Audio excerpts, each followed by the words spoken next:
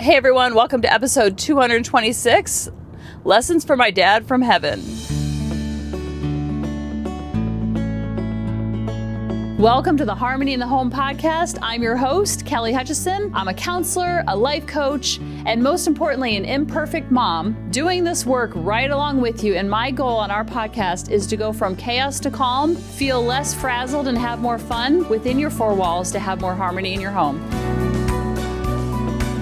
So if you didn't listen last week, I don't want to break the news again, but my sweet, amazing, wonderful, loving, kind, caring, humble father has earned his angel wings and is in heaven, which sounds impossible to be saying out loud because I live a lot of my day in denial. But then when I say it out loud, it kind of takes away that veil of denial. So last week we listened to him part one when he was on the podcast. And I thought this week we could listen to part two because you can just hear so much of his heart. And he has so many nuggets of wisdom that can help every single parent and every single child. He's left such a legacy of unconditional love that it has to be shared. So without further ado, take it away, Dad. So we talked last week about all the things raising three girls. He was the only male in the home. I want to talk to him today about what it was like when we messed up and did funky things that Funky Cold Medina would be like, say, what? And your sister Barb, she was always on the straight and narrow, right? Yeah, she wasn't nearly as outgoing as I was. And she was more reserved. And my mother had a lot more control over. She was a good student. That's another story. But she was a very good student. But sometimes her and my mother didn't quite get along.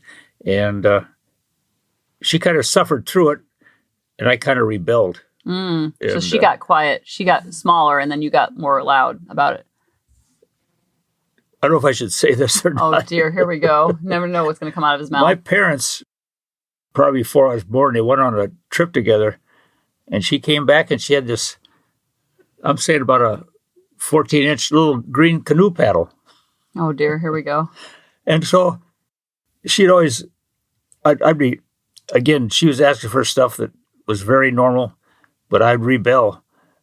And all of a sudden she'd get that paddle and she'd come chasing. What she wanted to do was spank me. Oh, my gosh. But I always ran upstairs and got in my room and shut the door before she was able to. So I never got spanked. But it's really amazing, though, like my mother, she didn't know any different. You know, she'd get frustrated. And she thought maybe a good paddling would straighten me out. And I don't want to condone capital punishment, but I was in junior high, they call it. I was in ninth grade. Ninth grade was still junior high back in the 50s. I had this shop teacher, and he was, quote, old. He was probably in his 60s then. But as usual, I'm goofing around in class, and he'd come up, he wouldn't say a word. He'd come up behind me, and I'm telling you, I don't know if what the proper term is, but he... Bottom. Don't say seat. He pinched my bottom cheek. That is so wrong and inappropriate and illegal. He could have gone to jail. He'd pinch it, and then as I'd kind of scoot down, I wouldn't say a word. He wouldn't say a word, but I knew he was there. Oh, my gosh. As I was kind of stooping down to hopefully relieve a little bit of the pain. Oh, jeez. He grabbed my ear. Oh, dear. And pulled me up. Illegal. Go to jail, buddy. This was in probably 1952. Oh, dear Lord. Now, do you think I went home and told my parents? Of course you didn't. Absolutely not. Yeah, but how come you never spanked or pinched our butt or pulled our ear? Like, you could have learned from that and said, oh, well, that worked for me. I'm going to do it to my kids. Stand by. Stand by. There's still time. After getting me in this room here. Oh, my gosh. I don't know. It taught me a lesson. I'm not sure it made me do any better in school. But back in those days, it was just kind of normal. But, you know, things have changed. And what's good back then just doesn't work right now. And another thing that you have the advantage of today is that there's so much more technology. There's so much more information available. we thought it was great to have 18 books of the encyclopedia in our house. We figured that's the only way to learn. Our oldest daughter, Jennifer, she was 8 years old, and we surprised her at the Christmas time with a TV that had a remote control. Whoa. And she was so excited. I don't know what I'd do today if I had 3 daughters with cell phones. So I could only imagine what you're going through. It just, with the technology, they didn't have computers all through high school. So it really was, we kind of escaped. It was a different world for sure. Now, with all the girls and, you're the only guy in the house, did you ever wish that you had a son? No, I can't say I did because this little town of Waseca, 8,000 people, we just had so much fun. All you girls just had so much fun with each other.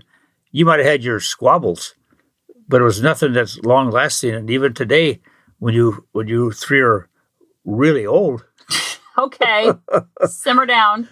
And it's just a really tight-knit family, but we're fortunate that everybody that went through college, we all live within like 2 hours of each other, which is very fortunate. And it's made life so enjoyable that we don't have somebody in Texas and somebody in Seattle and somebody in Detroit.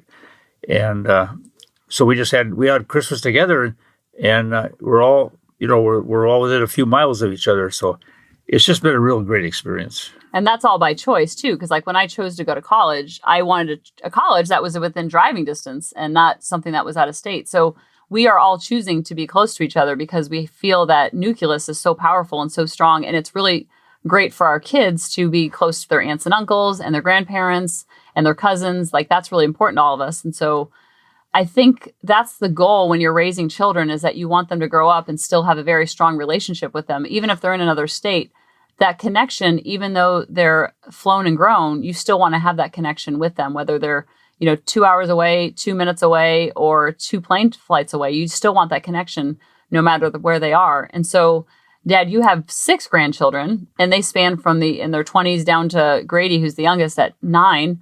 What is it like to be a grandparent now, seeing this from the other side of the point of view?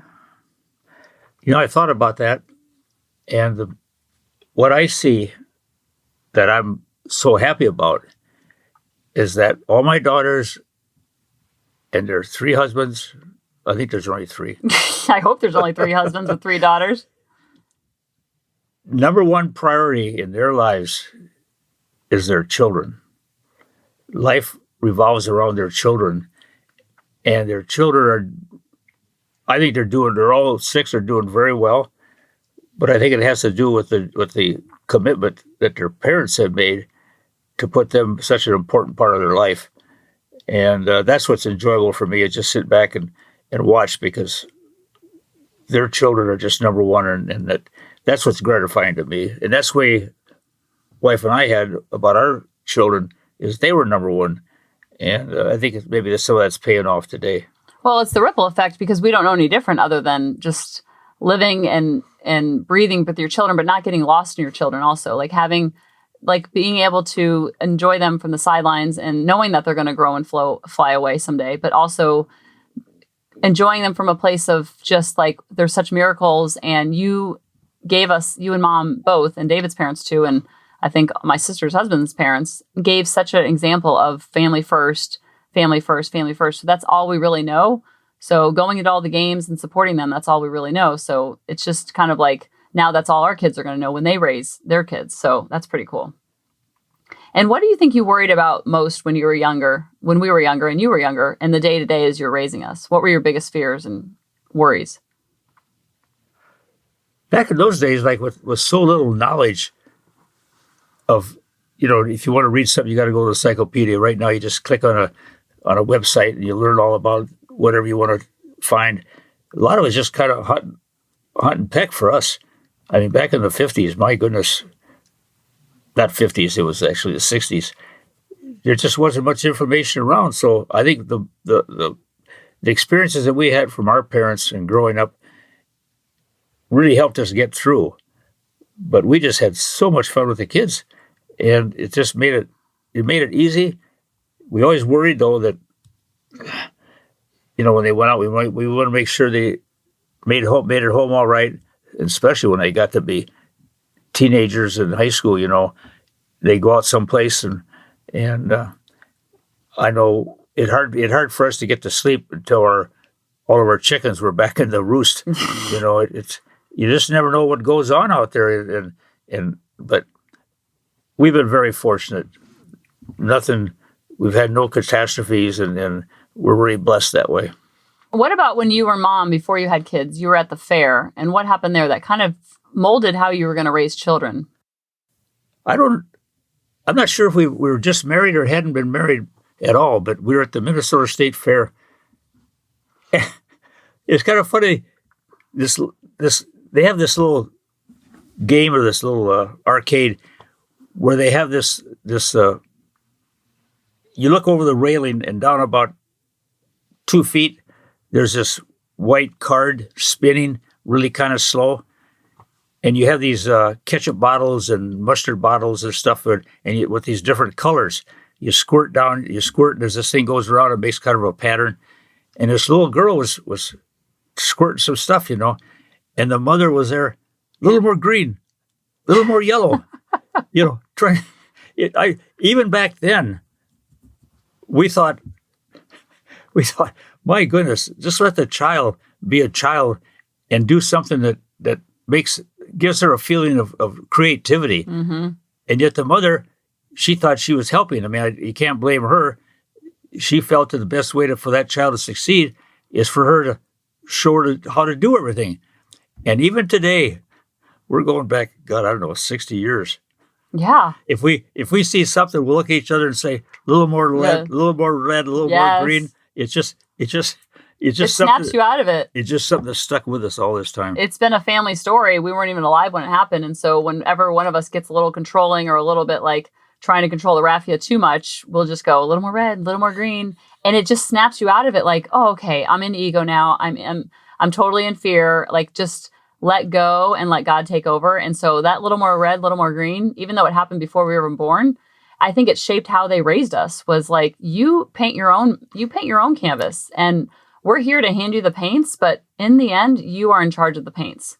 And so when you think back in those, 20 years when we were in your home, from probably like 1968 to when did I go to college? 1992.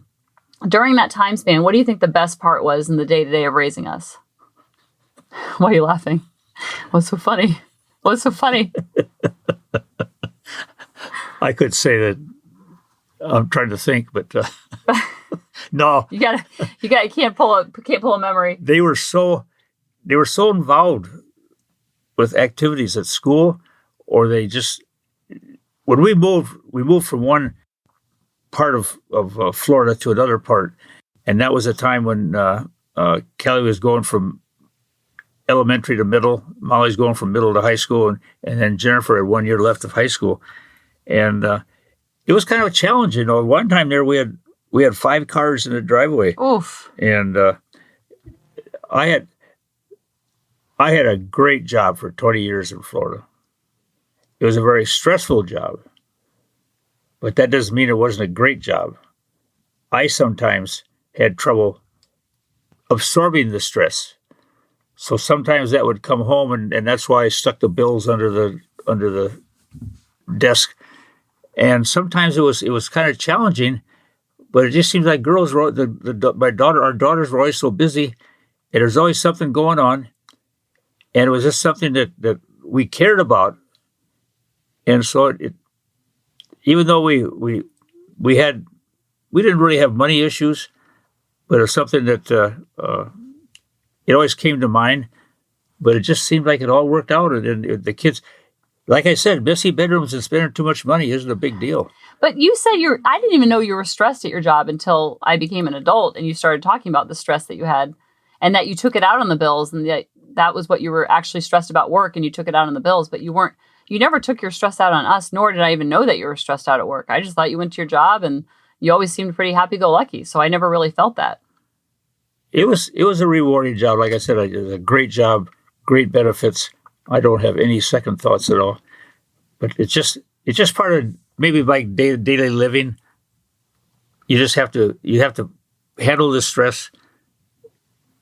You have to handle the family, And with the daughters not causing any trouble except for little messy bedrooms, it just seemed to work out. Because I know we weren't as angelic as you're thinking, though. I think you were like, either mom hid it from you or you just kind of blocked it out. I don't want to know these things.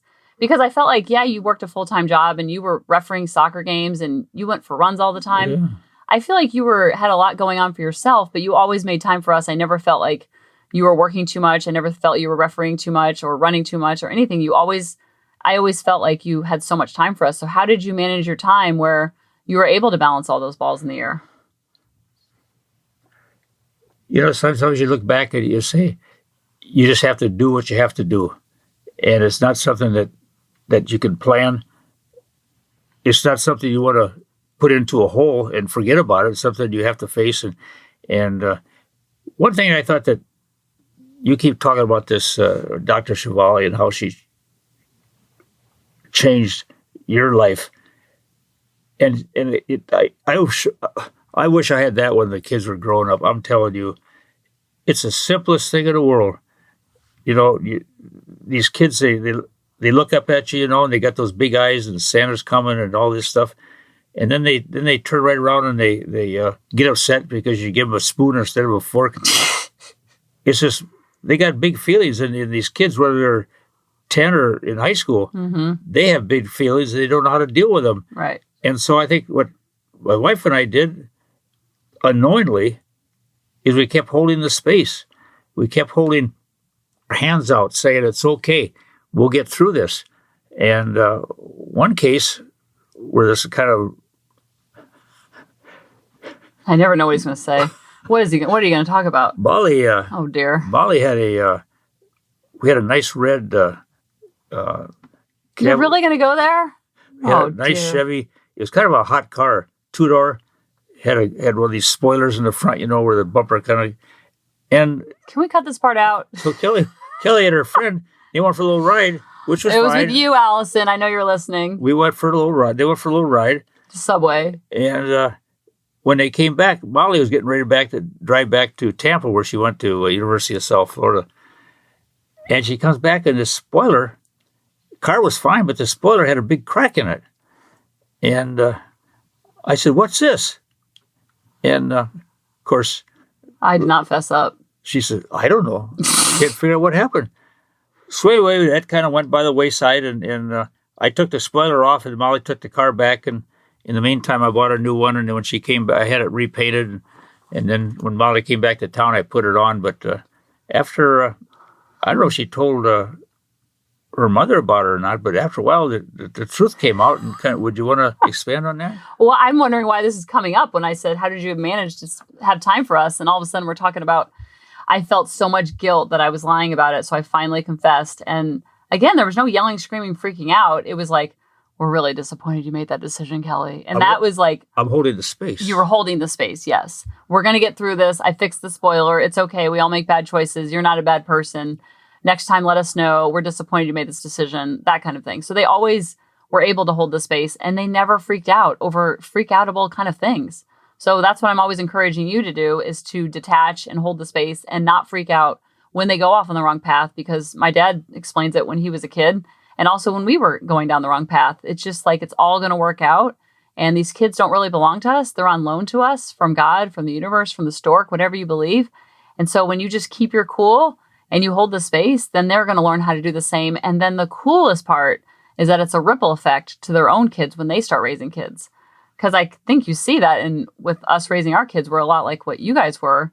And also, what is the saying that you say about you're only as happy as your... What is that saying? And tell us some more about that. Well, now you listeners must be wondering, how did this spoiler get cracked? Oh, geez. Oh, wait, you never told that part. Allison knows. Do we have to go into it? And so it did come out later how it got cracked, but by that time, I'd already been through 2 or more payments of the hot iron. Oh, geez. See? There's no halo here. So anyway, we got all through that. What was the question? The question, okay, first of all, I was joyriding with Allison, and there was a big hill, and so I wanted to catch air with the car, and I caught air on the bridge, near the Red Bridge. And so there's these big hills, not hills, they're like bridges, and I wanted to catch air. So I caught air, but when I caught air and I came down, it hit the spoiler. So that's how the spoiler cracked. Now I can't even remember the saying that you have about you're only as happy as your... When you care as much about your children as we do, and as our daughters do about their children, when one of your children is going through some stress, I am only as happy as my unhappiest child. If I have one child who is going through some stress, I get stressed.